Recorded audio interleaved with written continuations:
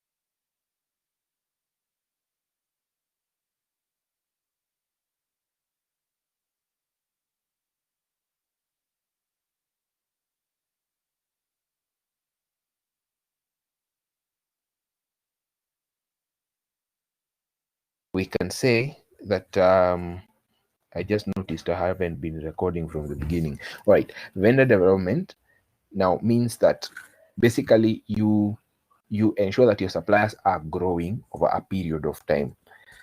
How do you do that? The suppliers that you began with at the beginning of the year, at around the middle of the year, so a financial year of the government is from July. So by the end of December, do a performance appraisal on them and then assist them to improve on the areas where they are weak. For example, they could be weak in terms of timely deliveries. They could be weak in terms of giving you certificates or manuals to use when they are selling you certain products. So you can request them to improve on such areas. So that is vendor development. Companies are using that because you realize that more often than not, the same suppliers you're using, you'll continue using them for a very, very, very long time. So you keep using the same suppliers, even the next year. Even when you still do another pre-qualification, the same suppliers will come. So it's good to also motivate them in a way. All right, green purchasing is a requirement of the government because we have to ensure that our environment is remaining safe for everybody. So it's a requirement of the government where we have to buy materials that are decomposable or they are reusable, materials that are not harmful to your environment. That is what we call as green purchasing. Now, those are the key strategies. We are not limited to that. I'll share a short video from YouTube that I like sharing with students on this topic, just to capture a few of these. These are the ones mostly used in Kenya, but you will find other strategies being used. They just assist in the processes of procurement. You will be learning methods of procurement in principles of purchasing. And in the beginning, there's a recording I made in the beginning, and I think it's topic 1, where I said that we shall rely a lot on what you're learning in other units. And this is what I meant. So if you're doing open tendering, you will require maybe to include global sourcing, risk management, and total quality management in that process. Now, when you use those strategies, they help to achieve the corporate strategy. The corporate strategy is the strategy of the whole organization, of everybody, of all the departments. Now, contribution of purchasing and supply strategy to corporate strategy, I don't want to dwell on that. If I dwell too much on that, I'll fail to go to the key part. This is easy to understand.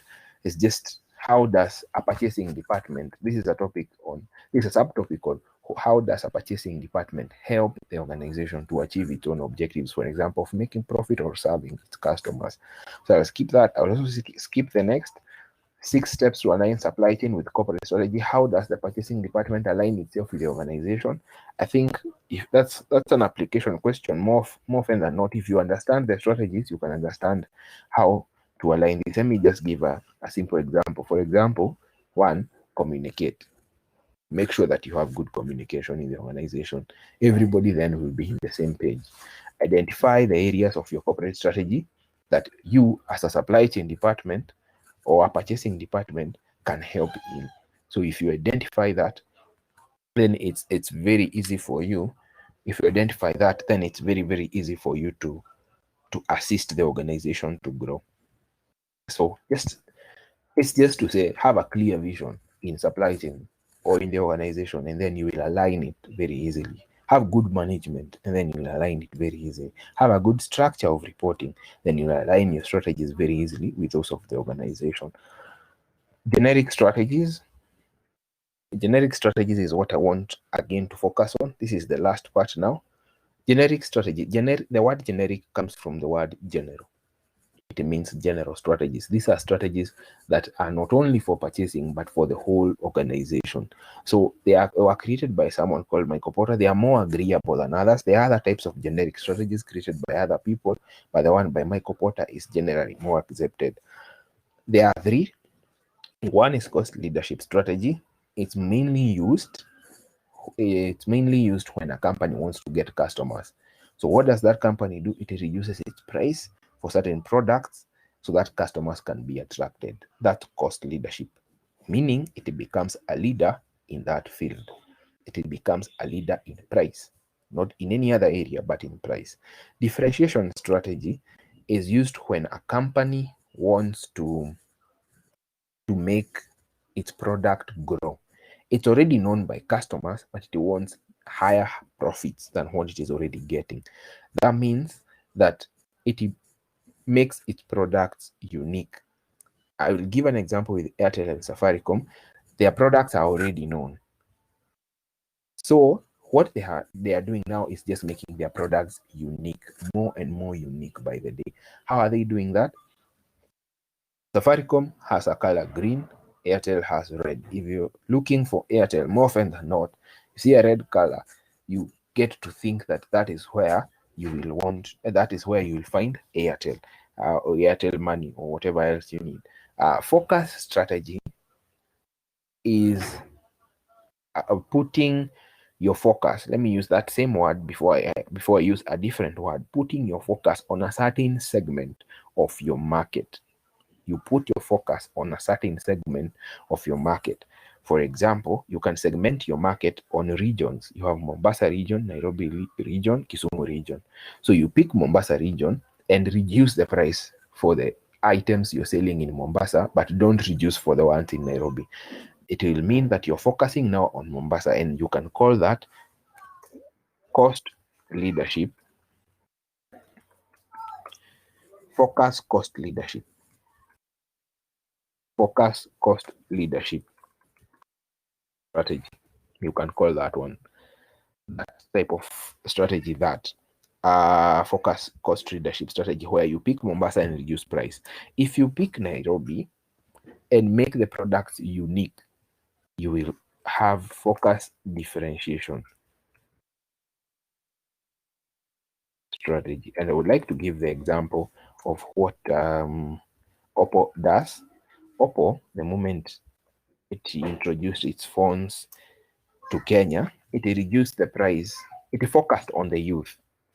Did not reduce the price, but made it unique for what youth of a certain group require. They ensured, they marketed their phones by saying that they have good camera pixels, megapixels. So that it is a camera phone, it is a selfie phone. Actually, that was the word they used, selfie phone. So that is focusing on a certain segment of the market, which is the youth, and then making a product unique for them. So that is focus differentiation strategy. So these are the three general strategies that can be used by the whole organization. Now, if they are used by the whole organization, purchasing will have also to use them. How? If let me pick Oppo. If a company is making Oppo products, if it is making Oppo products, then it will need, the purchasing department will need to acquire materials for the organization to acquire, to produce those unique items for its customers. Assuming Oppo has a purchasing department, they focused on ensuring that they are buying materials. The purchasing department focused on ensuring that they are buying materials that are unique for the youth in Kenya. So youths of a certain group, of a certain age, sorry. So that is how it affects purchasing, because it's a general strategy for the whole organization, but then it has to affect every department: ICT, purchasing, finance, and every other department. So below here, I have explained that a little bit more to assist you, but what I have basically said should help you understand now and make it easy to understand these topics. Now, how do you know which generic strategy to use out of the three? You have to understand 5 forces of market competition. One is, does your market have a lot of new people joining it? Does it have a lot of new competitors joining it? If it's easy for those people to join, then you need to make your product unique, so that, because everybody who is joining will come with the same product you have, you need to either make your product cheaper or more unique. So you can choose either one of the two. Are there many substitutes in your in your market? Do you have a lot of substitutes in your market? If you have a lot of substitutes, then you need to make your product unique. That is what Safaricom is trying to do. That is what Airtel is trying to do, because sooner rather than later, you're going to have a lot of substitutes in that area. Bargaining power of customers. How do customers have bargaining power? If they have good knowledge of the market, if they keep buying from the same supplier. It's like you going to buy clothes in a certain area of town. If you keep buying from the same person, then you will have ability to negotiate more.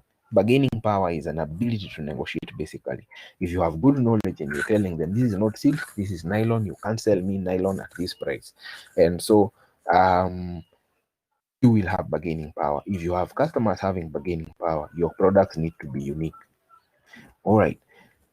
And number 4 is bargaining power of suppliers. Same case. Suppliers have bargaining power when they have good knowledge, when they have unique products. So if they have unique products, then you as a competitor, you need to make your products cheaper than what the others are selling. I hope you take time to think through what these are saying as you listen to this video. I'm recording it so you can listen to it later very, very slowly. The rivalry amongst current competitors in the industry. Some industries have serious rivalry. For example, motor vehicle industry.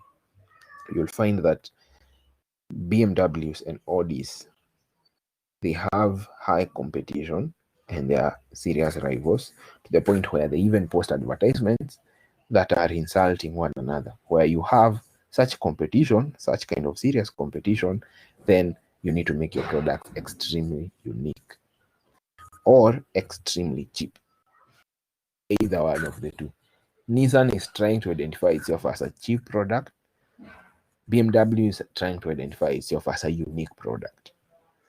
Let me come back to our country of Safaricom and Airtel. The industry at some point has gotten serious in terms of the rivalry between them. It's not even competition anymore. It's they are rivals, where they have certain advertisements where one person, in red is selling bananas as another person in green, and then the person in green is, selling 5 bananas but taking 3, or selling a burger but biting it. That is serious competition. Those are rivals now. When you have such rivalry, you need to make your products unique one way or another, just so that you can stop competing at the same level. So that is how you make a decision on which to use. Now, other than generic strategies, you have other strategies here. This I will leave you to read. They are very easy to understand. Frontal attack is directly attacking your competitor. Flanking attack is attacking your competitor when they are weak. Encirclement attack is taking majority of the market, taking majority of the customers, so that your competitor is left with very few. Bypass attack is just avoiding attacks. It's a strategy of competition where you avoid attacks. Guerrilla attacks is you are attacking from different locations. You make sure that you have many branches all over the country and all over the world, so that you can beat your competitors from every area. That is a guerrilla attack. All right. We also have defensive warfare. I leave this to read. It's quite an enjoyable read, but my focus is on generic, as I have mentioned, and core purchasing strategies. All right. I wish to stop there and ask you to post any questions. But first of all is to encourage you to go ahead and answer the one question in the discussion forum. If you just answer it and leave, that will be enough. Just a few answers to check whether you have understood what I was saying today. But let me open this now for questions. If you have a question, Vivian, you can unmute your mic. Idris, you can type. Fabiola, you can type.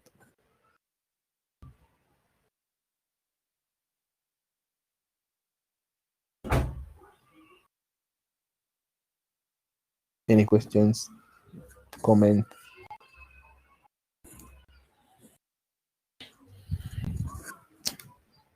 Now, since your exam might be next week but one, I think it's important I give you time to read. Not for of course, not for this unit. You're doing exams for last semester's units.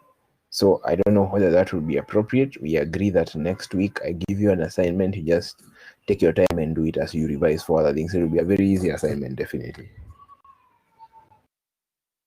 I see no one commenting. I see no one typing.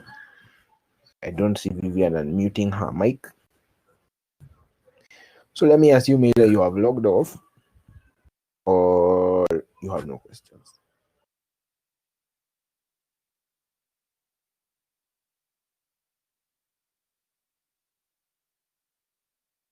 Right. So I will end this meeting at this point and wish you all the best. Please answer the one question in the discussion forum. Thank you.